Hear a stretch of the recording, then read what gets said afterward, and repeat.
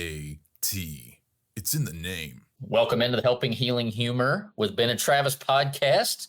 Today we're going to talk about the three fundamentals that we believe, and of course our guests believe, are the keys to success. And we'll get right to that conversation right after these important messages. This episode of the Helping Healing Humor with Ben and Travis podcast is presented by Faulkner University. Faulkner University is a private Christian liberal arts university based in Montgomery, Alabama, with a mission to provide an education anchored by not only intellect, but also character and service. The Faulkner experience aims to educate the whole person. Every individual matters every day. We all want to become better versions of ourselves. No one wants to remain trapped where they are because of missed opportunities and unrealized dreams.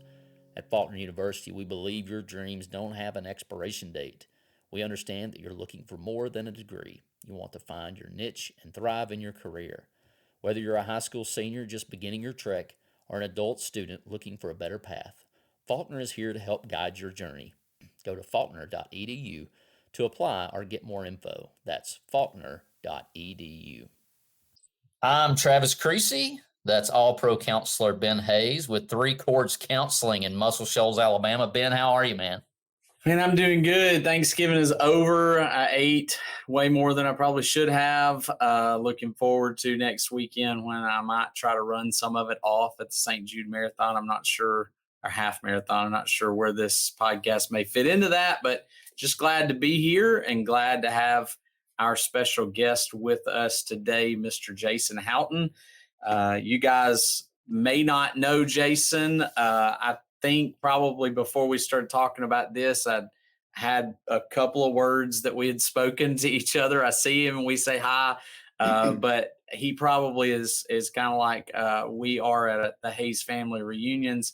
It's hard to get a word in edgewise when he's surrounded by April Howton and her friends, because April is a talker. She's been on the podcast before.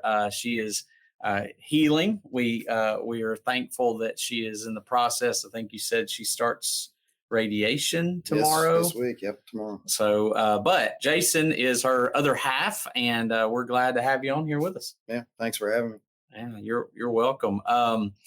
So we've kind of talked a little bit about the story of you guys kind of early on in your marriage and a big transition that was kind of happening, and how that sort of, I guess, changed your world a little bit and your view of some things a little bit. So tell us a little bit about that event, what happened, and then we can kind of work into the nuts and bolts of success. Yep, sure thing. So, back in the 2003 timeframe, I had been working at a company, an aerospace company, for probably about 5-6 years at that point. And things were going very well, moving up in the company fairly quickly. And there came a point in time where, they were wanting to move me into more of a management type role, that kind of thing. The only problem with it was that it meant that we'd have to relocate to Connecticut. And if you know anything about April and I, number one, you know that we're both from Florida. So we have this aversion to cold weather. And we went on a temporary relocation, and the time of year that we went was January. Oh, yeah. So, that was hurdle number one. But when we arrived in Connecticut, we had to think about some other issues too. We had just had our firstborn and expecting our second. So we were looking at if we could deal with having to move 22 hours away from our nearest family. Problem number one. And then number two, what would be the impact to our spiritual lives with the challenges that you face in Connecticut versus what we were familiar with in the South. So we rapidly came to the conclusion that, this is not really going to work to accomplish the life goals that we were hoping to accomplish. So I was left in a situation where I was going to have to leave something that the world will tell you is sure and good and fantastic, and just follow this plan and you can retire, mid 50s, 60s at the latest. and you're on that course, and now you have to completely abandon that if you want to do what your heart is set on. So in doing that, I'm looking around, I'm like, there's all these people in the world who are radically successful, and they've gone out on their own, they've done these things, they've accomplished all these things. What was the key to their success? Because if I'm going to have to start over, I need to understand what these people are doing when they don't have a safety net. Yeah. So, I started reading many, many different authors. One of them was Dave Ramsey, which I've already mentioned to these guys. There's a book sitting on the shelf here in the studio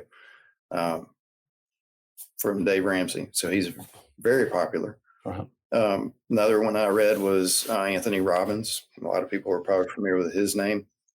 And then a bunch of other books that people might not be familiar with their names, but even the Rich Dad, Poor Dad author, and I can't bring his name to my memory at the moment, but all those books are out there. Yeah. And you can see what they've done. And so one author would say, these 10 things and you can be successful, or these 5 things over here and you can be successful, or do that and you can be successful.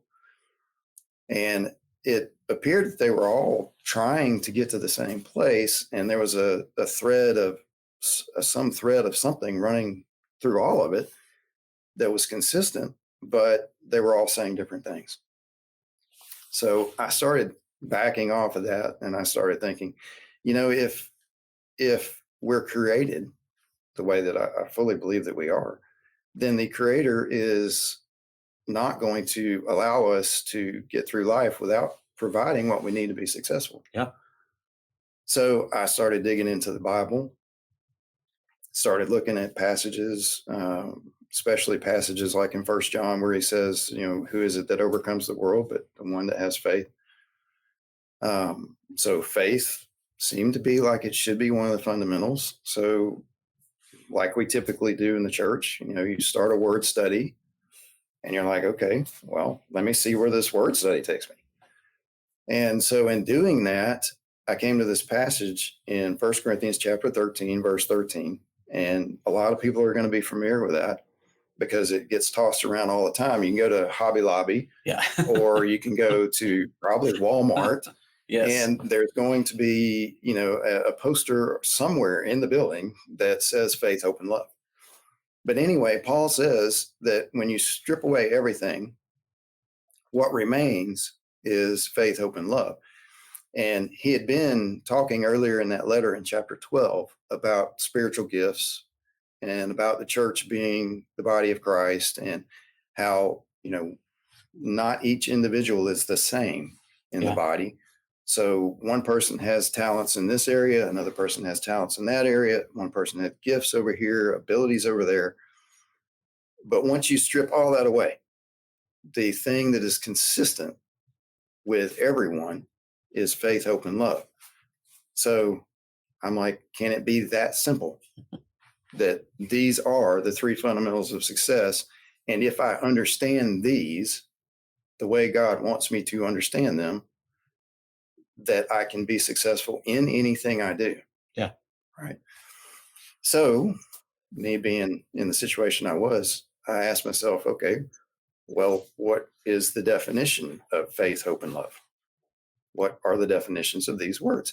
If somebody on the street were to walk up to me and ask me, how do you define faith? What is hope? What in the world am I going to tell them? So that's when I asked you a minute ago.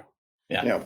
If I walked up to you on the street and I said, what is faith? What would you tell me? Of course, Travis hasn't answered this yet, so we're going to lay it on him. If I were to walk up to you, Travis, and I were to say, can you give me a definition of faith? What would be your response? Well, I would probably stumble through the Hebrews verse about what faith is, but I think to your point, I think it's almost different for everyone. I think if you look at, I think Hebrews 11, where that verse is interesting from your point, because, you could take the verse that says, faith is the whatever. But then you see the stories, right? Like by faith, Abraham did, So I Yeah. think that's interesting that it's probably different. Like you're talking about going up to every person on the street, you're going to get a different answer. Yeah. And it's going to be a story more than a definition. Yeah. And see that's what's been interesting through these 20 some odd years is that's what happens when you walk up to somebody.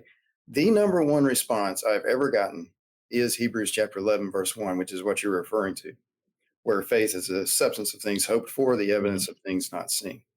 And that was my answer.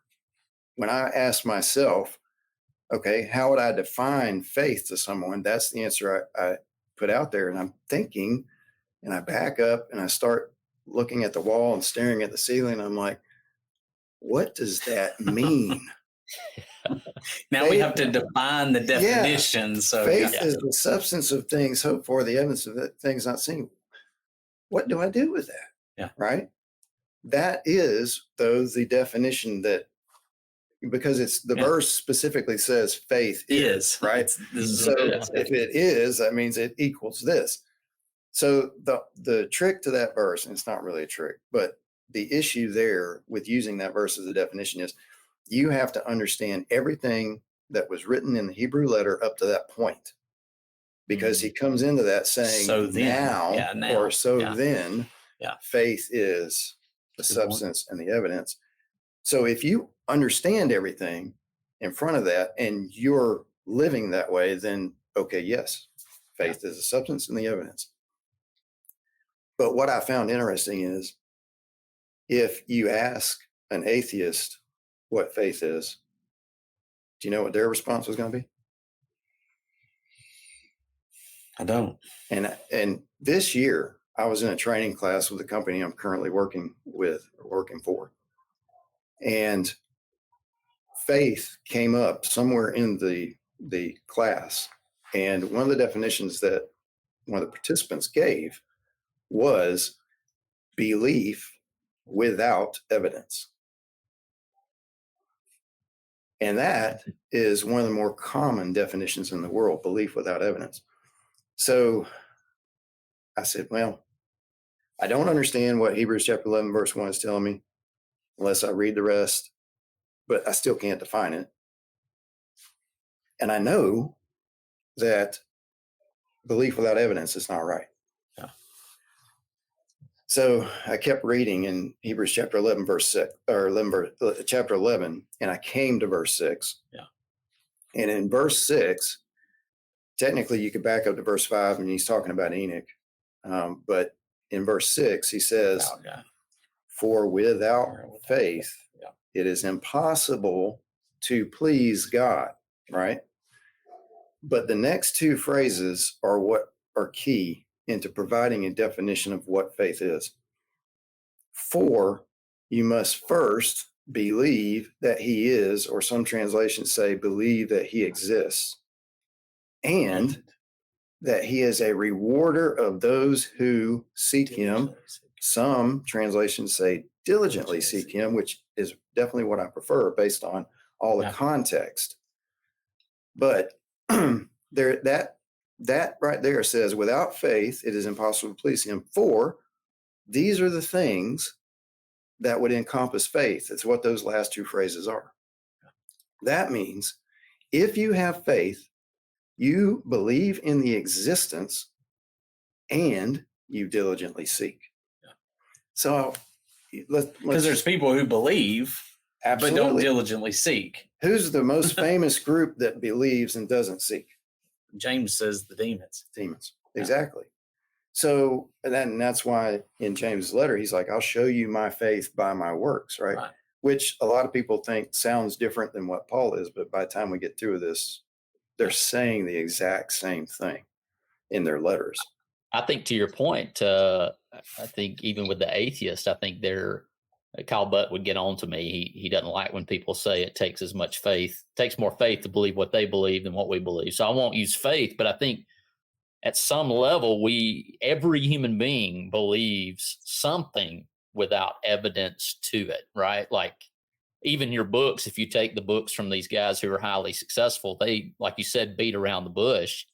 but they have at least a belief system of, if I do these things, then the percentage of me being successful is higher, right? So they may not point to a God, but I think everyone has some belief without evidence, right? That, if I believe the sun comes up tomorrow. A lot of people who watched football last night probably didn't know if the sun was going to come up the next day, and here we are. But so I think, even to your point, of people who, if you're listening to this and you're like, well, I don't believe that God stuff, you have a belief that you base your priorities on. Yeah, you have a belief in something. That first phrase, belief in the existence, is common absolutely everywhere. Okay. Yeah. And if you want to succeed, you're going to have both those phrases. Right. All right. But that first phrase is going to be common everywhere. Mm-hmm. And let me give you an example. Say there's a businessman in our community. He believes, absolutely positively believes, that there is a market for his solution to whatever problem he's wanting to solve. Okay. But if he never diligently seeks that market, what's going to happen? It's not going to succeed. Nothing. Yeah. Nothing's going to happen. Yeah. It doesn't matter if he believes that the market exists. If he never pursues it, nothing happens. No success, nothing. Yeah. And so, a lot of people live their life with that first phrase, but never do anything about it. All right. So, that's the definition of faith: believing in the existence and diligently seeking. But then I was left with the quandary. Okay, well, what's diligently seeking look like? Right. Yeah. Surely the Bible gives you something straightforward on what diligently seeking means. So if you turned over to 2 Peter chapter 1 and you looked at verses 5 through 10, Peter actually lays out that second phrase in specific steps. This is diligently seeking. In verse 5 of 2 Peter chapter 1, he says, so for this reason, and we can go back and look at the reasons for why he's saying it, but for this reason, add to your, and we put in there faith. Yeah. But you could put in there the exact same thing Hebrews is writing: add to your belief virtue, and to virtue add knowledge, and to knowledge add self-control, and to self-control add steadfastness, and to steadfastness add godliness, and to godliness add brotherly affection, and to brotherly affection add love. Okay. And so these are yours and increasing. Yeah. Yeah. Yeah. So and that's a key. On. Yeah. That's a key. When I was reading through this and thinking about success, is when he follows up the next few verses, he says, if these are yours and are increasing, so there's two requirements. Right. They're yours and they're increasing, you will not fall. Well, what does that mean? You won't fail. Yeah. Okay. And maybe we should talk about the definition of success and the definition of failure a little bit too. I started to ask you that a while ago when you were saying success. And I think, right now you're talking about success. I mean, these passages, of course, are very specifically about success in the Christian walk, but there's also, I think what you're saying is you can apply these to business model or to anything else, because you're, when you have the belief that this is something that can happen and you diligently seek it, here's what those things look like. But I was thinking that earlier, what is success in your mind? What is the definition of that? Well, if you go do word studies on that, then what you'll find is it is the favorable or the desired outcome to an attempt. So you're making an attempt somewhere in some regard, it is the favorable or the desirable outcome of that attempt. Failure, on the other hand, is to cease or to stop the attempts prior to success. Right. So the good news is, if there are people out there and they haven't stopped trying yet, they haven't really failed yet. Yeah. Okay. So that's the good news in all this. So the Hebrew writer is telling us, if we want a favorable or desirable outcome, then we're going to have to believe in the existence, and we're going to have to pursue it by diligently seeking. Okay. Peter is telling us what diligently seeking looks like. Yeah. Peter says you start with that belief, right? You add virtue. Now, I'm going to go to the game of football, because we said that if these things are fundamental, they can be applied in every aspect of life. Right. So I can apply it to something as trivial as a football game. And when I say trivial, yes, I know we're making millions and millions of dollars for different schools and individuals off of something we call quote unquote trivial. But in the grand scheme of things, if the game of football vanished, we'd still go on living. But we like football, so we're okay with that. So I love to watch football games, especially go Knowles. You're in good company. yeah, that's right. But the point is, if these things are fundamental, they will apply to everything. Yeah. I don't care how simple it is. So in the game of football, what is the first thing you need to play a football game? A ball, a football. Well, what's the football going to look like? Oh, good point. Leather, pigskin, I guess. Like pigs. Pigs. So, I mean, like a field. I like the fact that yeah. you guys are struggling with this. Yeah. Okay. Yeah. The first thing that you have to play the game of football is the rules to the game of football. True. Without the rule book, you don't know what the football looks like. You don't know the size. You don't know the weight. You don't know how long the football field is, how wide the football field is. You don't know what. You got to have some standards. You got to have the rules. You have to have standards. What is virtue? Standards. The truth about whatever it is. So the rule book forms what's right and what's true about the game of football. Yeah. And so you can't start it without that. So he's telling you specifically that you have to start with that. Then he says, add knowledge about that. Well, it doesn't, if I want to play the game of football, but I never bother to learn the rules, there's no way for me to be successful at it. You know, if I snap the ball comes to me and I don't know that guy right there from the right end is coming to lay me flat. And if I don't run, that I'm in trouble. Yeah. No, you're not going to be successful. Yeah. So you have to add knowledge. Next, you have to control yourself to those rules. Otherwise, what happens? Penalty. Flags. Penalty. Or like one of the games I was watching last night, guys ejected, right? Didn't follow the rules. Pulling helmets off of other guys is not good. No, spitting in other guys is, I found out in the game of football, it's not good. It's not okay. Yeah. So, you get ejected. I did see that. Yeah. You get ejected. I did not know that. But if you don't control yourself, you're going to fail. Yeah. All right. So then you add steadfastness to self-control. And endurance. Right. Steadfastness, you don't give up. Yeah. You never give up. You want to know why the Marines are successful? They don't give up. Yeah. They don't quit. No quit in them. No, not at all. Then you get to godliness. Either of you know another word that we might use for godliness? You know, when we're discussing this from a Christian's perspective, we understand it's devotion to God. I would say kind of like God likeness. You're becoming like Him. So I guess kind of like bought in, kind of bought into the process. Bought in. I like that. So if you're bought in to the game of football and what your coach is doing, what do you do about it? You do whatever he asks you to do. What happens every day, though, after school, if you're in a high school team? Practice, watching film, doing something. Practice. That's devotion. Yeah.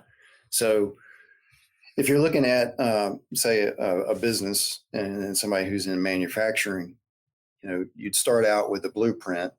You would have to control yourself to the blueprint for the product. Then you would have to create a system where you're consistently making the product, but then you would have to continuously improve on what you're doing to keep the quality and improve the quality of the product. Yeah. So, you know, in that kind of environment, we call devotion continuous improvement, those kinds of things. Practice. But then there comes a time that we have to realize that we cannot do it alone. We were not designed to do life alone. In the beginning, he said it was not good for man to be alone. And so we have to understand that we have to have a team. And, you can't play football without a team, which means that you're going to have to understand how to build brotherly affection. And then after you get to the point of brotherly affection, we get into the point of love, and we'll come back and get a better understanding of love, because it is one of the fundamentals itself, but it's a self-sacrificing. I'd say there's more sacrifice to it. And, it's a self-sacrificing characteristic. And so, you're willing to sacrifice a benefit that you would gain for someone else on the team in order that the whole team can win. Yeah, that's good stuff. So that when you lay that out the way Peter did, that is the path of diligently seeking. What's interesting, though, is how many different directions does that path lead you in? Trick question. Sounds like one. Right? I'm always afraid to answer an engineer. I never know what the answer is going to be. There's only one direction that thing's pushing you in, and that's towards success. Yeah. And if you are a Christian and you take a look at where that's taking you to love, and you understand from 1 John that God is love, there's only one direction that is taking you to, and that is God. The mission of Heritage Christian University is simple. They aim to advance the churches of Christ by equipping servants through undergraduate and graduate programs. HCU produces effective communicators of the gospel, focusing on evangelism and a commitment to Scripture. Heritage Christian University offers 5 degrees: Associate of Arts in Biblical Studies, Bachelor of Arts in Biblical Studies, Master of Arts, Master of Ministry, and Master of Divinity. HCU is accredited by the Association for Biblical Higher Education and is an associate member of the Association of Theological Schools. Since 1968, Heritage Christian University has offered affordable degrees in biblical studies, allowing graduates to thrive in their ministries without the burden of loan debt. In fact, most graduates finish at HCU without owing anything for their education. For the spring 2024 semester, HCU is offering full tuition scholarships for the graduate level students. For more information about the scholarships they offer, visit www.hcu.edu. HCU invites you to the 2024 Heritage event at the Marriott Shoals Conference Center. Join them on Saturday, August 24th for an incredible night of music from the legendary Ricky Skaggs and Kentucky Thunder. General admission tickets and table sponsorships are available for purchase. Visit hcu.edu to purchase your tickets today. If you think HCU is the perfect university for you, visit hcu.edu to schedule a tour or apply today. Heritage Christian University helps you thrive in your ministry. All right, Jason, you've done a great job. You've given us a good step for success and kind of whet our appetite for that. And so as we get ready to wrap up part 1, as we like to do here, we like to ask a little fun questions so that our listeners can get to know you a little bit better and might draw them into part 2 to join us. And so, Jason, what's your favorite movie? And maybe even in the movie, maybe your favorite moment in the movie, or emotional connection, or maybe just the favorite part. Okay. Well, the favorite movies is going to be Top Gun and Top Gun Maverick, no question. And it all has to do with flying aircrafts. When I was in high school, I was sure that I was going to go in the Air Force. I was going to be a pilot, and I wanted to be a fighter pilot. I did not want to fly cargo planes. But in my junior year, my eyesight started to go. So, and this will come back when we talk about hope, because my eyesight went. And so I had to back up again, give up something that I was hoping for. And instead, that's how I became an engineer, because I said, well, if I can't fly them, I can design. I can make them. I can make airplanes. airplanes. You're not going to be around the airplanes.